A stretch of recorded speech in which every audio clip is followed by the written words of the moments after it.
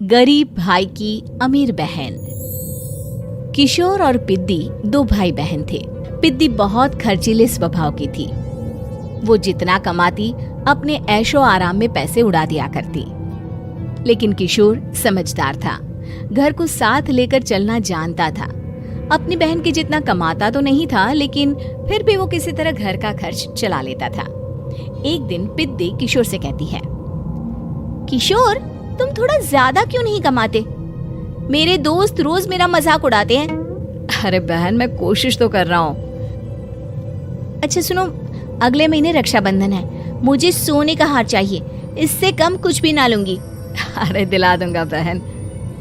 किशोर को पूरी रात नींद नहीं आती। उसके दिमाग में बस ये चल रहा था कि उसकी माली हालत इतनी बिगड़ चुकी है, अब वो सोने का हार कहाँ से लाएगा। अगले दिन किशोर सुबह सुबह घर से ये बोलकर निकल गया कि पिद्दी, मैं गांव से बाहर जा रहा हूँ, कुछ दिन घर नहीं आऊंगा।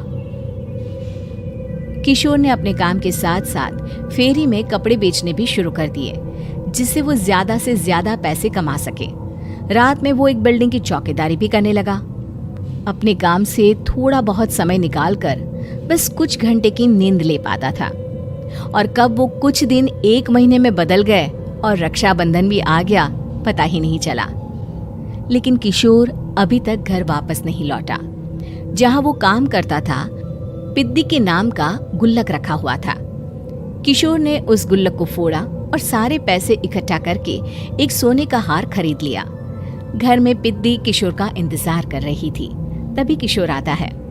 कहाँ चले गए थे? 4 दिन का कहा था और 1 महीने से पता नहीं कहाँ गायब हो गए थे। मैंने बस एक हार मांगा था और तुमने तो घर ही छोड़ दिया। अरे मुझे थोड़ा काम मिल गया था। कुछ नहीं, सब समझती हूँ, बहाने थे तुम्हारे। अपनी बहन के लिए इतना भी नहीं कर सकते, कैसे भाई हो? चलो यहाँ बैठो, राखी बांधती हूँ। पिद्दी ने किशोर को राखी बांधी। वैसे ही किशोर ने अपनी बहन के हाथ में सोने का हार रख दिया। उसकी खुशी का कोई ठिकाना नहीं था। वो मिठाई खिलाए बिना ही नेकलेस लेकर चली गई और शीशे के सामने अपने गले में हार रखकर देखने लगी। किशोर ने लड्डू उठाया और खुद ही खा लिया। ऐसे कई साल गुजर गए। एक दिन पिद्दी की नौकरी छूट गई। अब वो पूरी तरह किशोर पर डिपेंड हो गई थी। आए दिन किशोर को अपने महंगे महंगे शौक गिनाकर उससे पैसे मांगा करती थी। किशोर, कुछ पैसे देना, मुझे पार्लर जाना है। किशोर बिना कुछ बोले उसे पैसे दे देता। ये क्या, 500? अरे इतने में तो मुझे पार्लर में एंट्री मिलेगी बस। अच्छा, देता हूँ ना ज्यादा। अरे कैसे भाई हो, अपनी बहन के लिए इतना भी नहीं कर सकते। किशोर ने जेब से 2000 का नोट निकाला और उसे दे दिया। किशोर गरीबी में रह लेता था, लेकिन अपनी बहन को कभी कोई कमी नहीं होने देता था। बेटा, पिद्दी तुम्हारी बहन है, उसे कभी किसी चीज की कमी मत होने देना और उसका ध्यान रखना, क्योंकि भाई का फर्ज होता है अपनी बहन का ध्यान रखना। किशोर ने माँ की कही ये बात हमेशा के लिए याद कर ली थी। शायद माँ की इसी बात की वजह से किशोर पिद्दी की हर जिद पूरी करता चला आ रहा था। किशोर, आज मैं अपने दोस्तों के साथ पार्टी करने जा रही हूँ, मुझे कुछ पैसे दो ना। किशोर पिद्दी को समझाता है, लेकिन पिद्दी नाराज होकर चली गई और अपने कमरे में सुबक सुबक कर रोने लगी। किशोर अपनी जेब से कुछ पैसे निकालता है और पिद्दी को दे देता है। किशोर खुद कभी अच्छे कपड़े नहीं पहनता, लेकिन पिद्दी को राजकुमारी की तरह रखता। पिद्दी के जाने के बाद किशोर अपने काम पर निकल गया। एक तरफ पिद्दी अपने दोस्तों के साथ मस्ती कर रही थी, तो वहीं दूसरी तरफ किशोर पैसे कमाने के लिए कड़ी मेहनत कर रहा था। कुछ और दिन ऐसे ही बीत गए। एक दिन पिद्दी एक लड़के को लेकर घर आई और उसे किशोर से मिलवाया। किशोर, मुझे इस लड़के से शादी करनी है, लेकिन इनके मम्मी पापा बोल रहे हैं कि उनको दहेज में एक कार चाहिए, तभी वो मेरा और पंकज का रिश्ता कबूल करेंगे। लेकिन बहन, कार खरीदना कोई सब्जी खरीदने के बराबर तो नहीं है। अरे कैसे भाई हो तुम, अपनी बहन के लिए इतना नहीं कर सकते?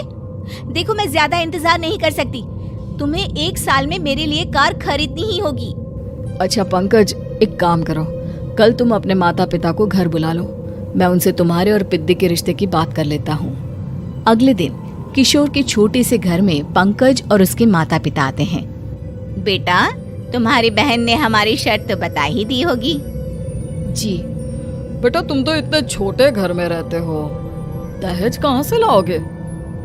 मैं अपनी बहन की खुशी के लिए सब कुछ कर सकता हूँ। पंकज और पिद्दी का रिश्ता तय हो जाता है।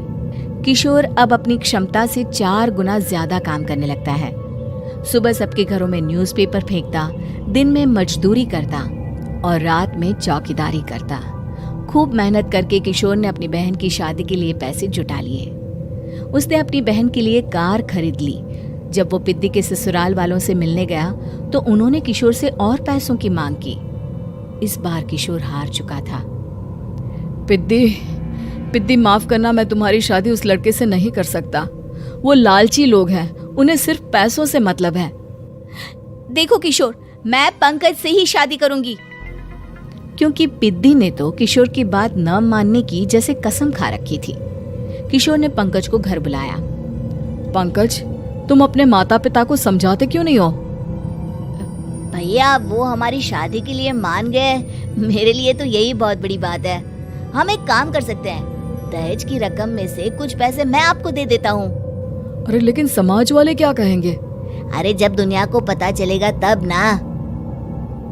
अच्छा, कुछ पैसे मैं अपने मालिक से कर्ज में ले लेता हूँ।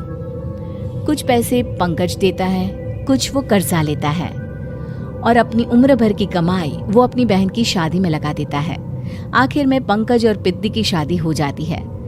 पिद्दी की विदाई के बाद किशोर बिल्कुल अकेला पड़ जाता है। अब उसका कमाने में भी मन नहीं लगता। उधारी वाले रोज घर में आकर बैठ जाते हैं।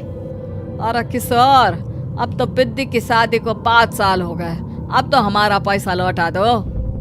चाचा, पिद्दी के जाने के बाद किसी भी काम में मन नहीं लगता।